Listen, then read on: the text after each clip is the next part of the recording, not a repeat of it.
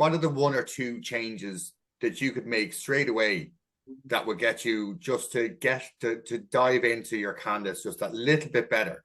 What are the 2 or 3 different questions or changes you could make now today for companies that would make that, start making that journey and start making a difference?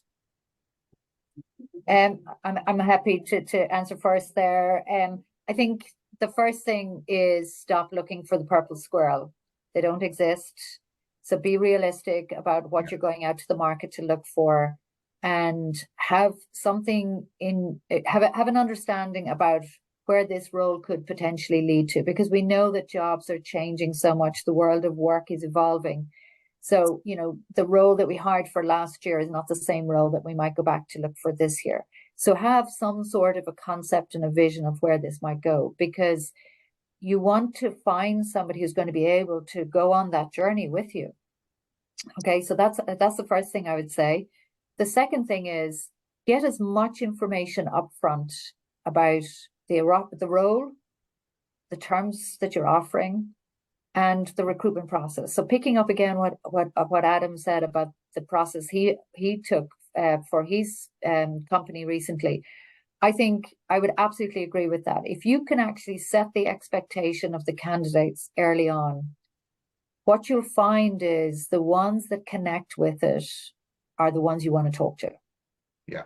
There's going to be lots of people who say, oh my God, this screening process is too difficult. I'm not going to waste my time. Well, they're probably not the ones that you want on your team anyway. You want candidates to invest in this process so that it's not a transaction. This is like a relationship that you want to invest in a relationship with somebody. So you want them to come to the table with some sort of indication that they want to invest in it as well. I always call the situation, Frederica, when if you look at LinkedIn and you look at how people work and the way they work and all that sort of stuff, right? It's a situation of where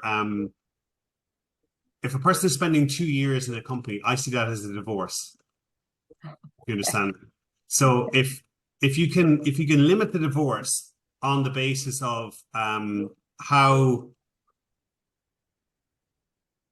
when they join the company, what are their expectations of how they're going to be? On the other hand, there may be jobs that you want to hire for that you don't want people there for any less than a year, So you have to, do you want a marriage? Do you want to go out with the person? Do you want to explore it? Or is it a situation that you're happy enough for that person to be with you for a couple of years and then leave? That's part of the way that you have. And again, it's down to the job analysis element. It's down to, is this a job for life? Or is this a career? Like we always say, we want people to work in HR Locker. We want them to have a career, not just a job. But there are roles that you just want people to do a job too. So that comes down to the analysis at the beginning. And it comes down to that frames the whole thing all the way right through the selection process and the questions that you ask at interview. Yeah. And I would say then when you get to that stage, and you're meeting the candidate, are you, again, having an understanding, are you looking for a problem solver? Are you looking for an innovator? Are you looking for a team player? Are you looking for somebody who can eat up data? And that would all come back, sorry for interrupting, that would all come back to you prepping your job spec right, understanding what the role needs. Yeah, exactly, And I think too, it's whoever's participating in the interview process, tuning into all of that, because I think sometimes we can be so busy that we show up for, you've a handful of interviews you need to get through, you look at the CV and you go through the motions.